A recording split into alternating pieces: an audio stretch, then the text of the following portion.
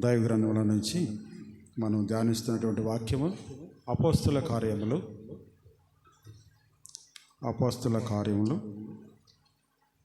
13వ అధ్యాయము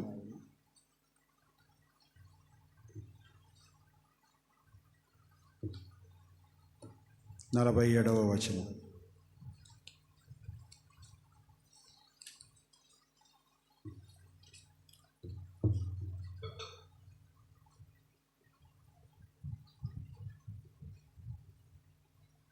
అపోస్తుల కార్యములు 47వ అధ్యాయము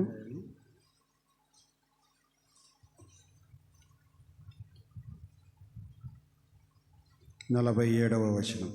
పేజీ నంబరు 116, కొత్త నిబంధనలో పేజీ నంబరు 116. ఆ వచనాన్ని చదువుతాను, గమనించండి. నీవు బోధిగంతముల వరకు రక్షణార్థముగా ఉండినట్లు నిన్ను అన్ని జనులకు వెలుగుగా ఉంచి ఉన్నాను అని ప్రభువు మాకు ఆజ్ఞాపించానని. మనం గత 2 వారాలుగా అపోస్తలుడైనటువంటి పౌలు గురించి మనం ధ్యానిస్తూ ఉన్నాం. దీనికి మూల వాక్యము దినవృత్తాంత గ్రంథములు 22వ అధ్యాయం 16వ వచనాన్ని మనం ధ్యానిస్తూ ఉన్నాం. పని పూనుకొనము, యెహోవా నీకు తోడై ఉన్నాడు అనేటువంటి అంశం ద్వారా మనం ధ్యానిస్తూ ఉన్నాం. ఇక్కడ అపోస్తుల కార్యంలో అపోస్తులైన పౌలు కూడా దేవుని పనిని పూనుకున్నాడు.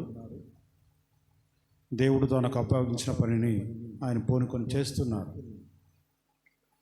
దానిలో ఇది 3వ వారంగా మనం ధ్యానిస్తున్నాం.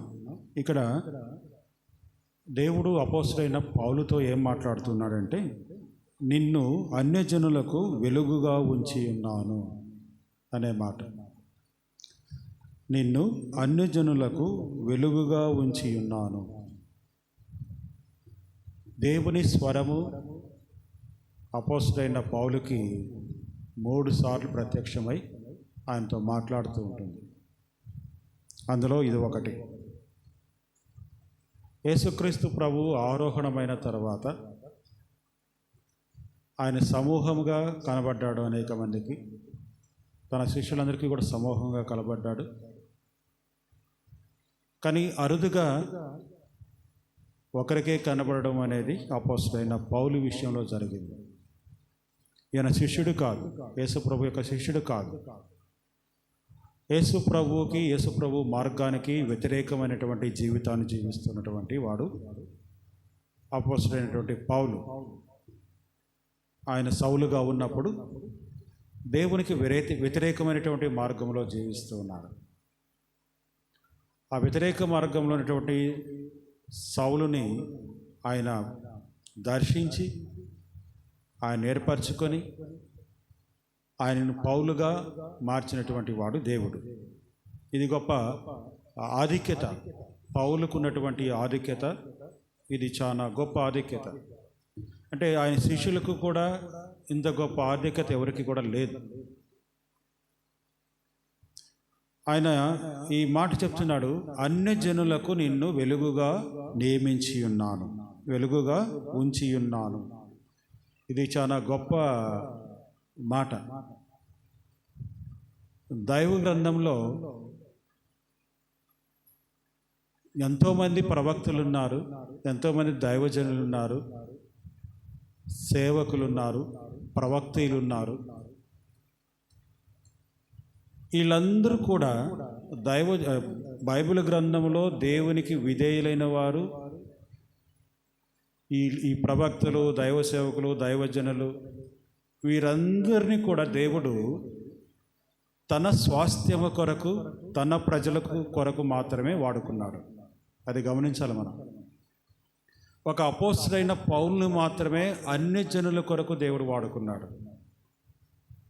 బైబిల్ గ్రంథం మొత్తంలో కూడా చూడవచ్చు మనం. అన్యజనులకు వెలుగుగా ఉంచి ఉన్నాను. ఇది గొప్ప ప్రివిలేజ్. దేవుడు అపోస్తలుడైన పౌలుకి ఇచ్చినటువంటి గొప్ప ప్రివిలేజ్ ఏంటంటే, అన్యజనులకు వెలుగుగా ఉంచి ఉన్నాను. దైవ గ్రంథంలో మనం చూస్తే అబ్రహామును దేవుడు ఏర్పరచుకున్నాడు, ఆయన దీవించాడు. ఆయన కుమారుడు ఇస్సాకునిచ్చాడు, ఇస్సాకును కూడా దేవుడు దీవించాడు. యాకోబుని ఇచ్చాడు, యాకోబును దేవుడు దీవించి తన స్వాస్థ్యంగా ఏర్పరచుకున్నాడు. అప్పటి నుంచి దేవుడు ఇజ్రాయిల్ ప్రజలను ఏర్పరచుకోవడానికి, వాళ్ళని కాపాడడానికి, వాళ్ళని పరిపాలన చేయడానికి ఒక దైవజనును కానీ, ప్రవక్తను కానీ, లేదంటే ఒక రాజును కానీ. ఉదాహరణకి మరి మోషేను ఏర్పరచుకున్నాడు. దేనికోసం? ఐగుప్తు దేశం నుండి, ఆ బానిసత్వం నుంచి విడిపించడానికి ఒక నాయకుడిగా మోషేను ఏర్పరచుకున్నాడు. ఆ తర్వాత యెహోషువను ఏర్పరచుకున్నాడు.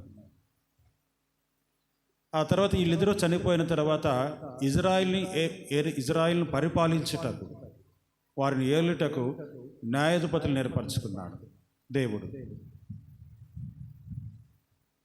న్యాయాధిపతులు అయిన తర్వాత ఇజ్రాయిల్కి వాళ్ళకి సంరక్షణగా ఉండడానికి, వాళ్ళకి న్యాయం తీర్చడానికి, దైవజనుగా ఉండడానికి ప్రవక్త అయినటువంటి సమూయేలుని ఏర్పరచుకున్నాడు దేవుడు. సమూయేలు ప్రవక్త, ఆయన దైవజనుడు, న్యాయాధిపతి. సమూయేలుని ఏర్పరచుకున్నాడు ఎవరి కొరకు? ఇజ్రాయిల్ని కాపాడడానికి, ఇజ్రాయిల్కి వారిని పరిపాలించడానికి. ఆ తర్వాత రాజులను ఏర్పరచుకున్నాడు దేవుడు.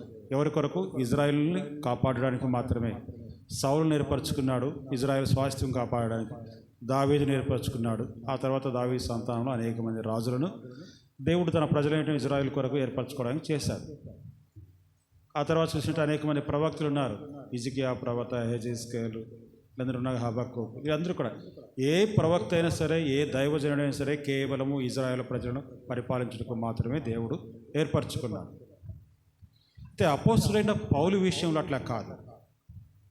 అన్ని జనులకు నిన్ను వెలుగుగా ఉంచి ఉన్నాను, అన్ని జనుల కొరకై, అన్ని జనులు రక్షణ పొందుట కొరకై, అన్ని జనులను కూడా తిరిగి దేవుని యొక్క పిల్లలతో కూడా సమవారిగా చేయడానికి, వారు నశించిపోవడం ఇష్టం లేకుండా వారికి రక్షణ భాగ్యము, దేవుని యొక్క ఉగ్రత నుంచి తప్పించడం కోసము అపోస్తులైనటువంటి పౌలును దేవుడు వెలుగుగా చేశాడు. ఈ వాక్యము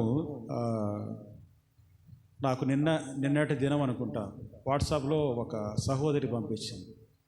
నిన్ను అన్ని జనులకు వెలుగుగా ఉంచి ఉన్నానని. నేను చాలా సంతోషపడ్డాను. ఆ వాక్యం చూస్తేనే చాలా సంతోషమైంది నాకు. అన్ని జనులకు నిన్ను వెలుగుగా ఉంచి ఉన్నాను అని. సంతోషం తర్వాత మళ్ళీ ఆలోచించాను. చాలా కష్టంగా అనిపించింది, చాలా బాధగా అనిపించింది. వెలుగు అనాలంటే, వెలుగు కావాలంటే ఏం చేయాలా?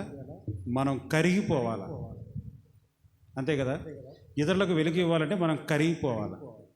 మైనపొత్తి ఉంది, వెలుగు ఇవ్వాలంటే మైనపొత్తి క్రమంగా కరిగిపోతూ ఉంటుంది. బల్బు ఉన్నాయి, బల్బును తాకి చూడండి ఎట్లా ఉంటుందో, కాలిపోతుంటుంది. అంటే అమితమైనటువంటి వేడి తనకు తానుగా కాలిపోయి మనకందరికీ వెలుగునిస్తుంది. అంటే అన్ని జనులకు వెలుగుగా నేను ఎంచి ఉన్నాను అంటే కారణం అపోస్తలుడైనటువంటి పౌలు పొందినటువంటి శ్రమలు అన్నీ కాదు. ఎన్ని శ్రమలు అనుభవించినాడు అపోస్తలుడైన పౌలు. అంటే దేవుని కొరకు అన్ని శ్రమలు అనుభవించడానికి దేవుడు అపోస్తలుడైనటువంటి పౌలును ఎన్నుకున్నాడు. ఇది గొప్ప ప్రివిలేజ్. మిగతా వాళ్ళు ఎవరికి కూడా లేదు అంత ప్రివిలేజ్. అన్ని కష్టాలు ఎవరికి కూడా రాలేదు. కష్టాలు వచ్చిన దేవుడు తప్పించుకుంటూ వచ్చాడు, వారికి తోడుగా ఉన్నాడు, నడిపిస్తూ వచ్చాడు. కానీ అపోస్తలుడైన పౌలు అయితే ప్రతి కష్టాన్ని కూడా అనుభవించాడు. ఆయన ప్రతి కష్టాన్ని కూడా అనుభవించాడు. పాత నిబంధన కాలంలో చూస్తే అనేక మందికి రాజులకైతే సైన్యం ఉంది, దైవజనులకైతే రాజులు ఉన్నారు, వాళ్ళని కాపాడడానికి, కష్టాలలో కాపాడడానికి దేవుడు వారికి తోడుగా ఉండి నడిపిస్తూ వచ్చాడు.